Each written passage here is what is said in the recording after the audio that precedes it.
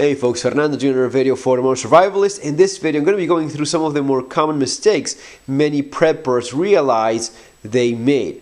Now, I've addressed in the channel before the difference between reality and fantasy and how many times preppers, survivalists kind of have a problem recognizing one and the other. Many times I find that people have these fantasies of how things are supposed to go down, and they don't realize that these things never go down just the way you want. That's why they are disasters. That's why they are emergencies. You cannot expect a disaster or an emergency to fit your specific fantasy to the T. Just not gonna be happening. Well, right now it has happened, a very real one, unfortunately, and a lot of people that thought they were prepared, not so much. So guys, let's go through my little list here. Number one, a gas mask. You kind of like the typical, this stereotype of a survivalist, a guy with a gas mask. Yeah, kind of comic, but it has a purpose. There's a reason why survivalists are supposed to have gas masks. I mean, I've had gas masks for a very long time. Before that, I had respirators. It's amazing how many preppers, how many survivalists don't even have an N95 respirator, let alone anything better, and even less so of a proper gas mask. And yes, some have some very old, rotten to crap, surplus masks that have the valves all rotten and just don't work, or the filters are garbage. And very few people had good stuff in this aspect, if any at all.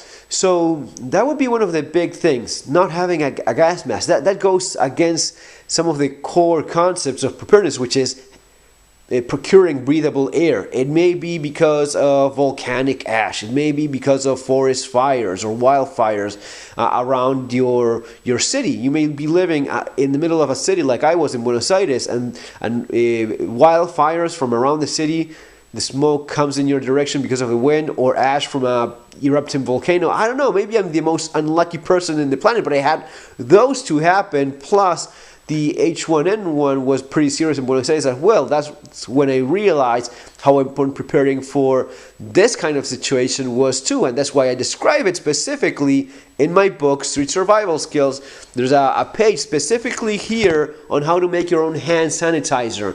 I wrote this last year, and the reason why I included how to make your own hand sanitizer was because I had gone through this stuff in Buenos Aires when it ran out of in all pharmacies, all drugstores. It was impossible to find. It was super expensive. Same with respirators. Any kind of protection for a virus was out of stock, very expensive. For H1N1, for the volcanic eruption in Lanín, I think it was, and for the smoke of the wildfires around Buenos Aires. So all of those things, you're supposed to, take note. Okay, that sucks. How is it I'm going to be better prepared for next time? And that's how you end up with a few gas masks, good ones, stuff that works. A lot of people didn't have one, and now it is super important to have that. And now it is super expensive as well, if you even find it. Gas mask like the one that I wear, that's somewhat around there, goes for $300. It used to be like, I think I paid $80 for it a few years ago. So yeah, that's the kind of thing that a lot of people simply did not have. Number two is food. Again, surprisingly so, but a lot of preppers just didn't have enough food. I don't have a year worth of food or anything close to that, but I had a decent amount of it. And of course, one of the first things I did when I saw this, getting worse and worse and worse, and by that I mean a couple months ago, not right now. And we'll get to that in a second as well, but you should have at least a couple months worth of food so as to not have to go running to the store, and then build up on that as time goes by, as resources allow.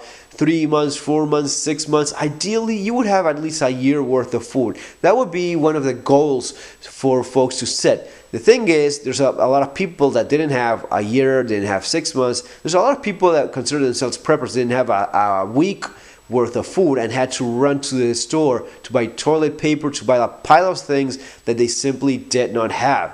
And that would be pretty basic stuff, having food as a prepper, as a survivalist. You should have at least a couple months of it. It just makes perfect sense.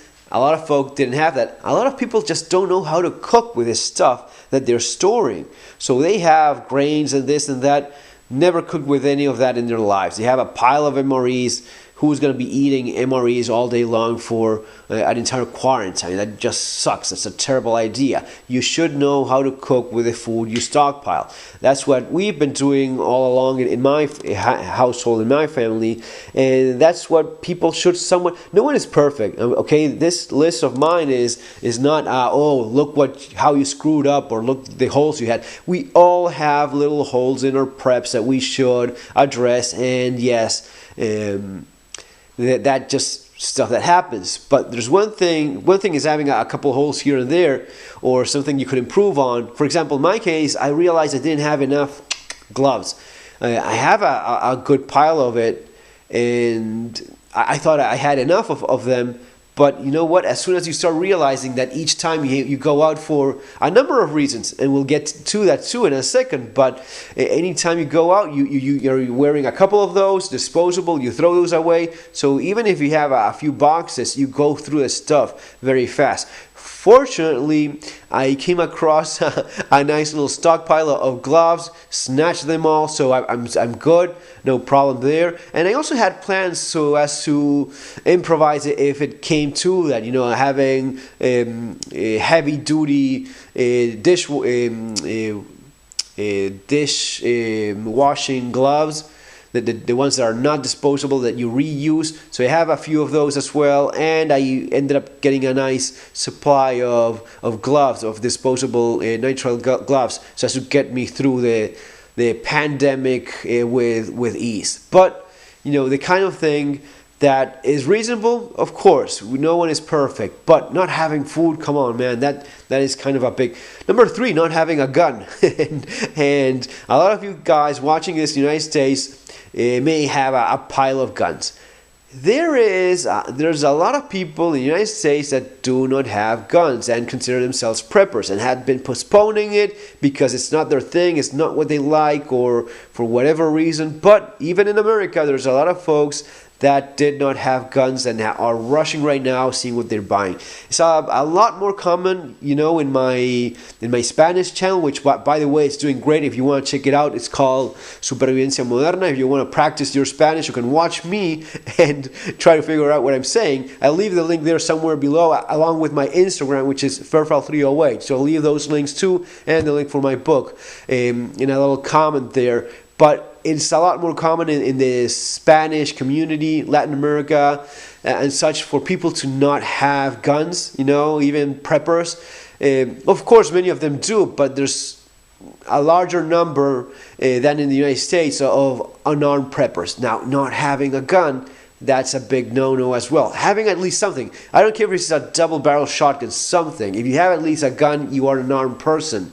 Between being armed and being unarmed, you may think you have a crossbow, a bow, a big machete, whatever it is. It's not a gun. A gun makes all the difference when it comes down to it. That's why it's important to have one. Of course, some of us take it a little bit extra, a few steps beyond that, but have something, for crying out loud. It should not be even necessary to explain why you need all this stuff. Number 4, the economic aspect of preparedness. A lot of people realize that they didn't have enough funds for emergencies. Let's suppose that something like this went down. COVID-19, all of a sudden you see that's getting worse. You say, okay, I have to buy this, that, covering those holes that you realize, or those last minutes. Or maybe you were just about to run out of dog food, and you buy a couple months at a time, and you were just running out of it, and you want to buy extra. Anything that you want to cover at the last minute, you need the cash, you need the stuff for it.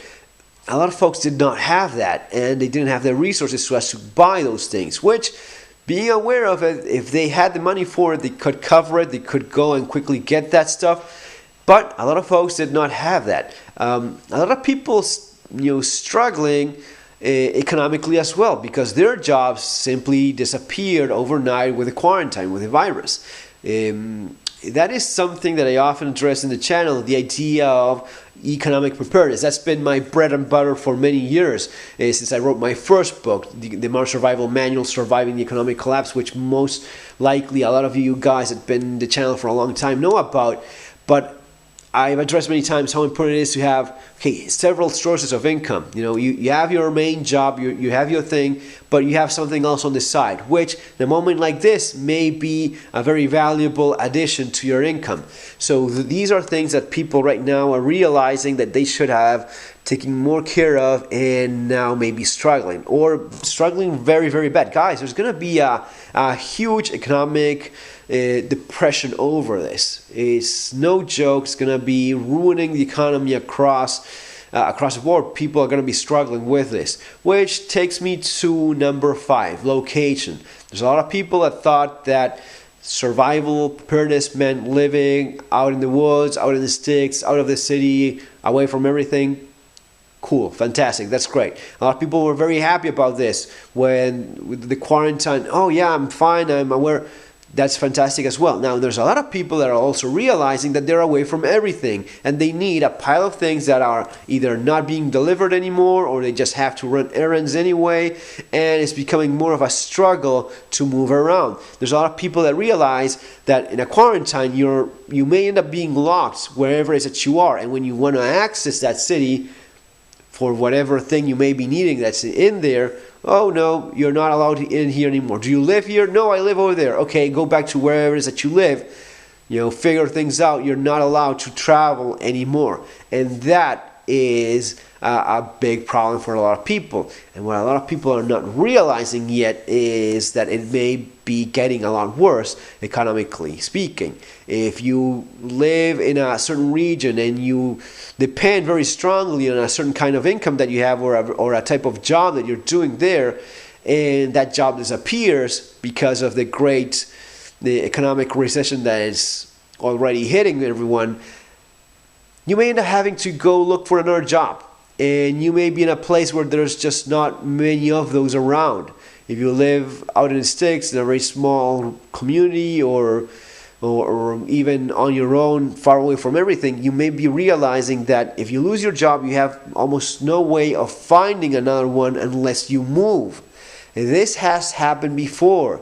I'm not talking about anything that I conjured out of thin air and just making crap up. This is exactly what has happened before with previous big recessions, the 1930s, 1929. People realize that whatever it is, the traditional thing of losing the farm to the bank, that's exactly what happened to a lot of people. Now, if you have to end up moving so as to find a job, that may change things a lot for you. So maybe that choice of, yes, I'm already bugged out from wherever it is that I was worried about being away from big population centers. And I agree with that. I'm the kind of person that does not like to have neighbors, people around me. That's just what most people, I guess, like, peace and quiet, and not have a pile of people all bunched up. And that's why I recommend avoiding some of the larger main cities, some of the main capitals, which, perfect example, what's happening right now. Why is it that you avoid main cities, main capitals like New York City, like every other capital in the world that's specifically being hit by this? Well, because of that. Because it may be a preferred target in war, terrorism, or a bunch of other situations. At the same time, you cannot live separate from society. You need it for a number of reasons, such as employment. So you avoid the big metropolis, you're kind of close to somewhat of a big enough place so as to make a living and get all the stuff you need. Okay, guys? It's been about being common sense and finding that middle ground that works, the Goldilocks, not too hot, not too cold thing. Finally, number 6 bonus point here is lack of common sense. A lot of people simply have none of it, and they are paying for it, because if you don't think right, if you're not reasonable at these very delicate moments, Darwin is going to be coming for your ass, because you're going to be making mistakes, because you're going to be thinking that it's just a flu, bro, and you're going to be going to your Walmart or whatever it is that you end up going on on your normal everyday life, and you're going to be catching a virus that's likely to kill you, okay? And there's people that still don't understand that this is a real thing. There's people that think this is all a hoax. I mean, it's hard to understand that, but there's people that think that, when in reality what we're learning is that the numbers of dead are way below reality. The reality is a lot worse. In Spain right now, they're estimating that it's double of the number of people that officially have died, because they've been hiding the numbers all along. I mean, one of the first cases was completely missed entirely. Guy that died from pneumonia had died later to realize he died from COVID-19. And there's a bunch, and when you're connected, when you are getting input from different people, I'm getting messages from folks all over the world, from people in the United States. I'm getting messages from people in South America. I'm getting messages from people across Europe, cops, doctors, first responders. They are all telling me the same thing. It is a lot worse than what's being said. They're hiding the numbers. The reality is worse than what is going on in the media. Guys, just the way it is. And you kind of see it when you see, for example, we all know that China is full of bullshit. They're just not telling the truth. Those 22 million cell phones that suddenly went dead. I don't know if it's 22 million, man, but I know that they're not telling the truth. I know. There was a report from one of the mainstream media. I don't remember which one it was, but there was these lines of guys in China with those urns of corpses, and just the people visible there was double the amount of people that supposedly had died in that specific place. It is not accurate at all. It is all just a big lie. And even in our places, it's also being hidden. It's not being reported as accurately as it should. And we'll only learn the truth about this maybe a couple years from now, not right now. So that's it, folks. I hope you enjoyed this little video that gave you a few ideas on how to prepare a little bit better. Guys, take care. See you in our next video. Have an awesome day.